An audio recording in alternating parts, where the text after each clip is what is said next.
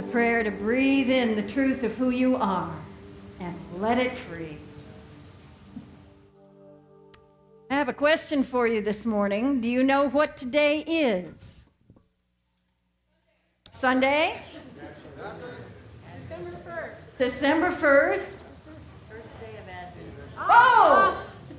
First day of Advent. Now, that's a question that will separate those of us who grew up in Protestantism from those of you who don't even know that word.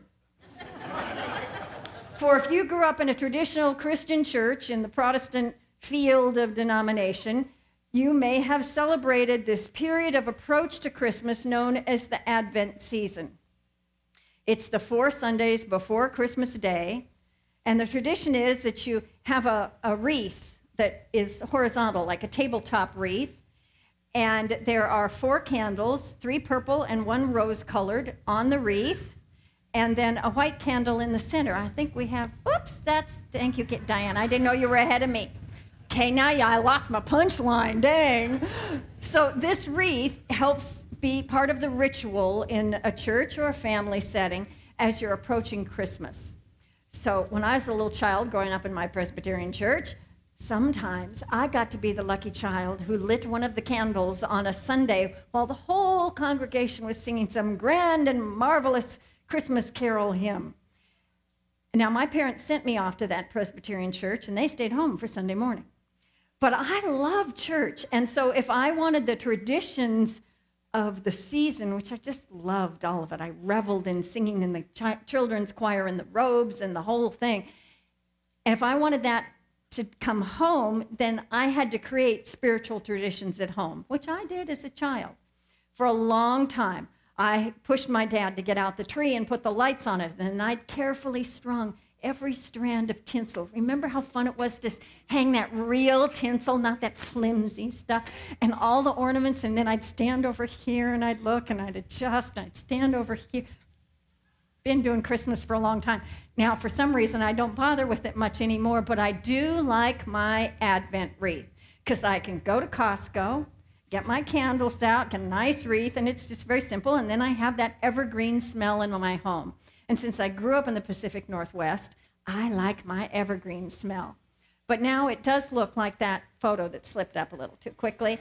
That's even the right color of my cat at home. Advent is about this approach to Christmas, this season of preparation, of making ready in our own self for the birth of the Christ child. More importantly, making our own self ready for the expansion of the Christ light and the Christ consciousness that is already present in us. This is the truth of our being. And every year we have this opportunity of great renewal as we approach the Christmas celebration to be in reflection and to be deepening this relationship with our Christ being at this time of year. So the definition of Advent, it comes from the Latin word adventus. It means a coming, an approach, or arrival.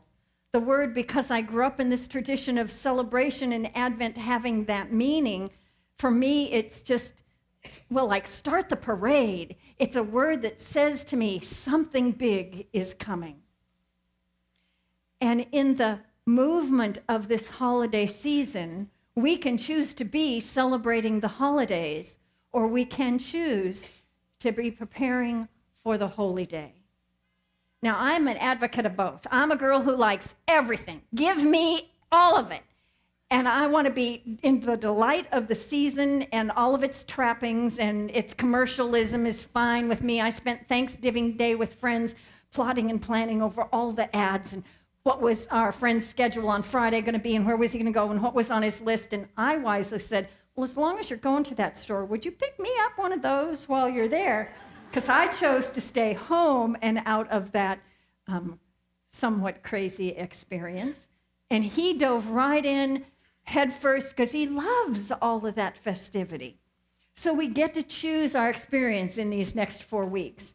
And I'm an advocate for all of it, like I said, but I'm here today to invite you into that sacred part. Because it's easy to be immersed in the festivities and all of the list of the planning, and did I get my gift shopping done? And then there's the wrapping. Can I get the cards addressed in time, especially to go from here to the mainland? And then there's my Christmas party and or dinner to plan, and what's the menu, and what's the guest list, and oy vey, Gott in Himmel. Yeah. But can we also choose to weave into that delicious experience of the joyfulness we may be engaging in this next month? Can we also weave into that experience our awareness of the intended sacred journey that we are on as we come to the day that we recognize the birth of the Christ? Not only the Christ child, but the Christ energy that lives in us. Advent was a tradition that came out of Europe.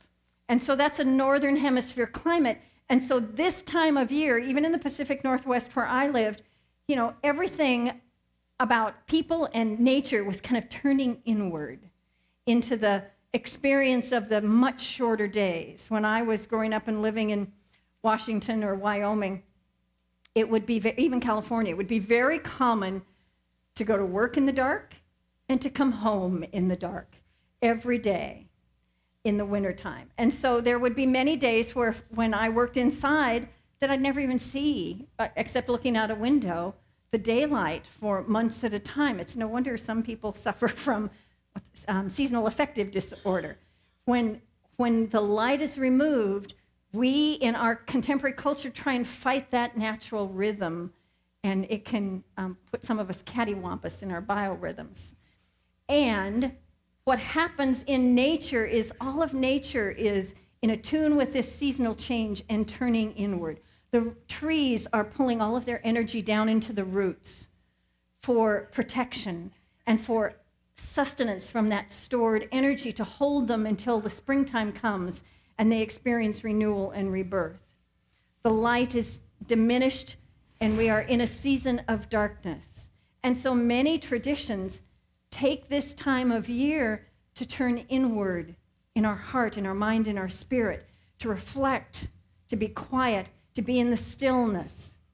In the Native American culture, this time of year is recognized in the medicine wheel tradition by being the direction of the north, that of the winter season, that of the more darkness and less light, that of the quiet and the reflectiveness, all represented by the seasonal symbols in the northern climates of snow or winter. Now, we'll have to settle for some blustery winds today and cooler temperatures than usual, and certainly a rich blessing of rain to symbolize for us this winter time when we can be drawing inward to sustain ourselves and be in preparation for the season of great joy that we approach. Meister Eckhart said this, a 14th century Christian mystic: "What good is it to me if Mary gave birth to the Son of God 1,400 years ago, and I do not also give birth to the Son of God in my time and in my culture?" And I add, and in my life. For that's the important message of this season. Bible scholars still argue over whether or not this is historical fact, whether it's true or not. I think because it is a story that exists rich in our culture and heralds a life that has changed humanity on the planet since his birth over 2,000 years ago, it is even more true whether or not it's historically accurate. It is more true for the wisdom it holds for each of us in our life. This message of a young family unexpectedly foretold to receive this immense gift of love from God, told how they would be the birther of this energy that would literally change the world. And you think, wow, I'm headed for this amazing experience, and it doesn't work out according to what they might have thought would be the plan.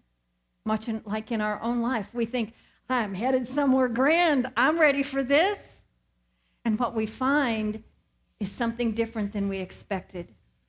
So what they found was a location and a place of quiet, of humbleness. Maybe just the two of them and this baby as it arrived. Maybe shepherds, maybe animals, but just themselves in this protected place, this inward experience. And then there are angels.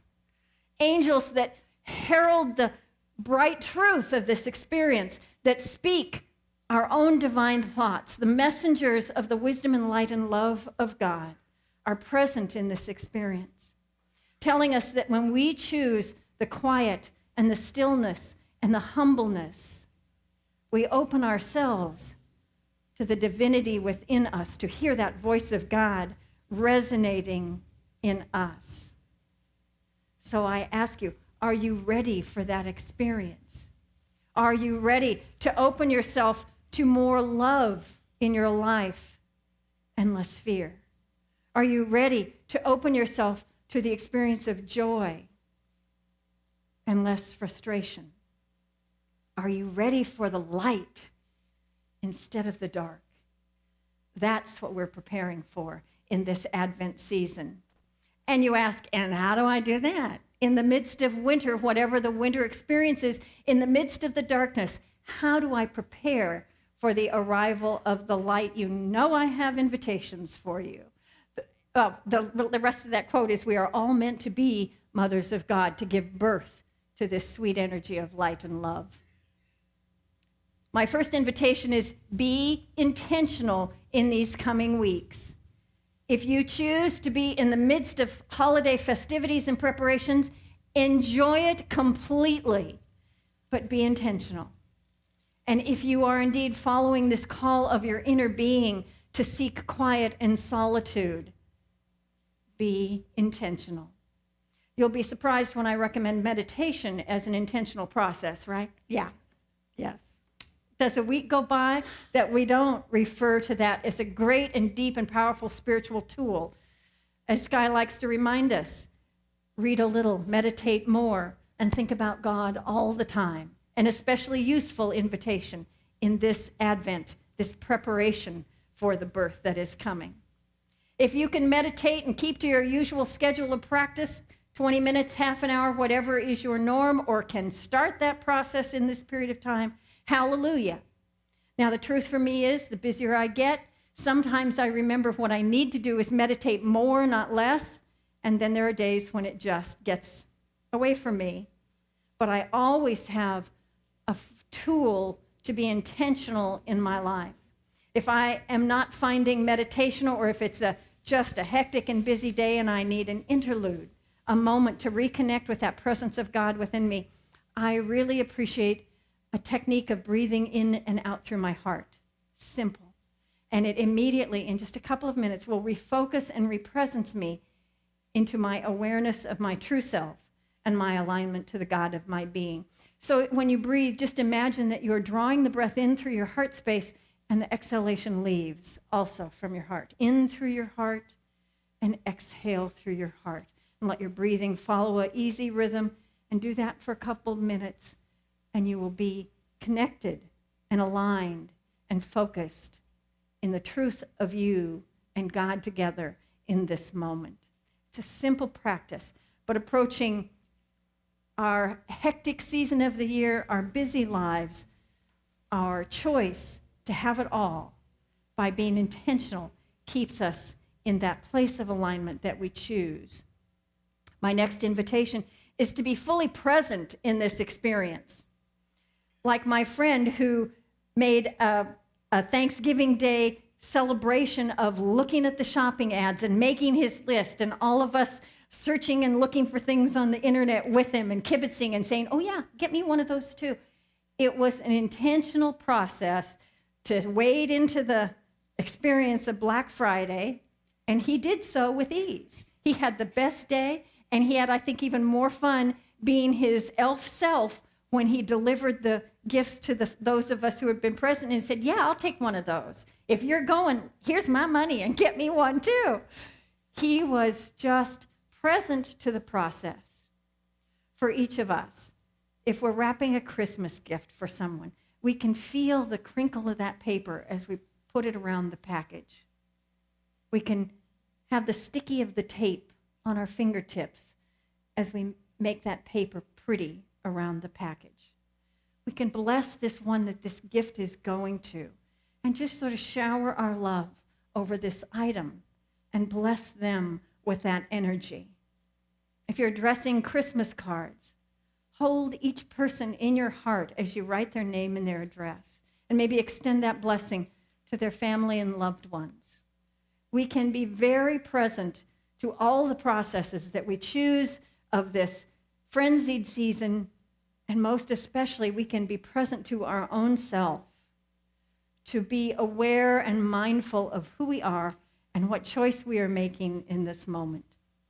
If I'm having my morning coffee but my mind has begun to spin out into, oh goodness, what's going to be on the calendar today and this whole big list, I can just pause and take a sip of coffee and let the flavor really unfold fully on my tongue. Hold it just a second in my mouth, longer than I would.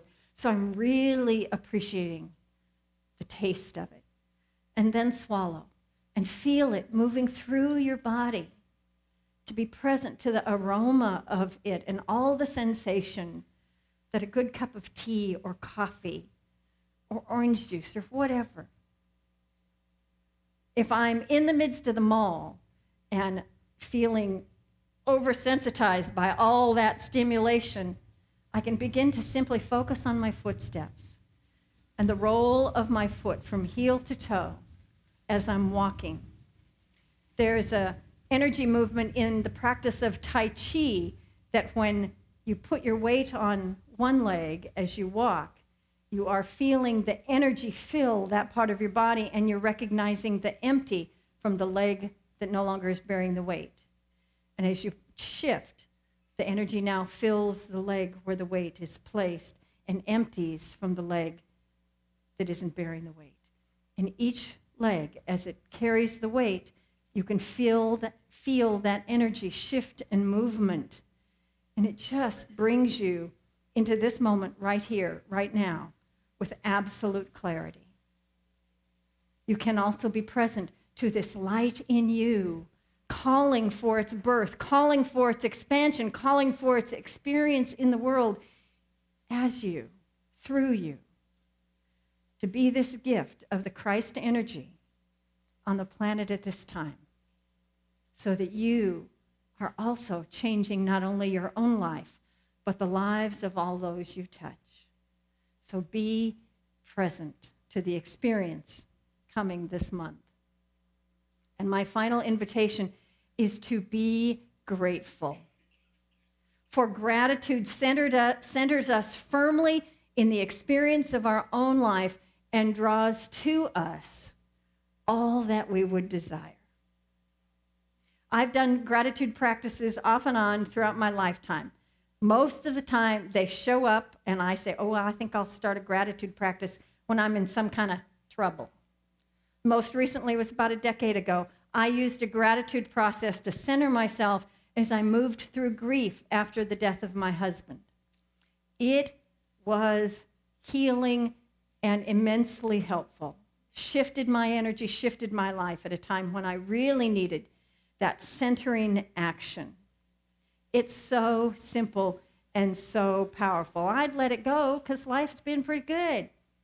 Hadn't been practicing it with any regularity. And then last spring, in March, a friend of mine on the mainland said, how about you and I practice gratitude and share this process back and forth each day? We'll send one another 3 items we're grateful for. You know, we could do it like you wake up in the morning and before you get distracted by anything else, you just let arise in your being 3 things that you're grateful for from the day before, the night before, this minute when you woke up.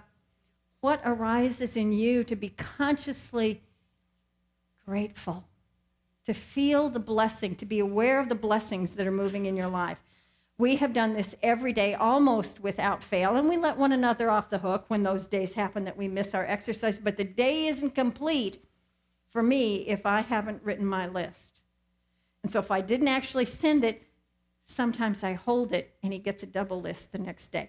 In the last couple of weeks, I have absolutely felt positively greedy because my list is going to 4, 5, 6, 7, 8 things almost every day because I feel so richly blessed and I want to be present to and aware of all that's moving in my life. Now, that does not mean my life is tied up with a pretty pink ribbon. This is in the midst of trauma and drama and the stuff that goes on in life that happens. A dear friend of mine on the mainland died this past week. And in the midst of that, I counted the blessings that she had been in my life for the years that we were prayer partners. So whatever is going on, for me, I'm feeling really richly blessed. And I know it's because this practice has now been in place more than 6 months. I know it's having a positive impact on my health and my well-being, on my frame of mind, on my ability to deal with what life will show up with, on my very presence for myself and for others. And I'm so grateful to the friend, and I tell him so regularly, who invited us into this sharing. It is a delicious way to be aware of that presence in you, to be aware of all the richness moving through your life, and to invite more of it to show up. So I ask you, are you ready to have more love moving in your life instead of fear? Are you ready to have more truth moving in you than the faux experience of this season? Although that's a lot of fun too. Are you ready for truth? Are you ready for the light instead of the dark, no matter where you stand in your life and what it looks like in this moment? Yes. Yes. Yeah, what he said. Then say with me, yes, I am ready. Yes, I am ready. Place your hand on your heart and say, yes, I am ready. And so you are, because you choose to have an experience of the divine in this Advent season. You choose the holy day as well as the holidays. Thank you. So will you take that yes with me into the presence of the God of your being? And as we come into this experience of being willing to be all that we were designed and all that we plan to be in this life, in our heart we say yes. Yes, God, I am ready. Now, show me what is mine to do. Show me how to find the sacred in every moment of this Advent season. Open the doors of joy and blessing in my heart and in my mind. Make me a gift of light in the world. And as you find that question, show me God. Meet God in the silence of your being.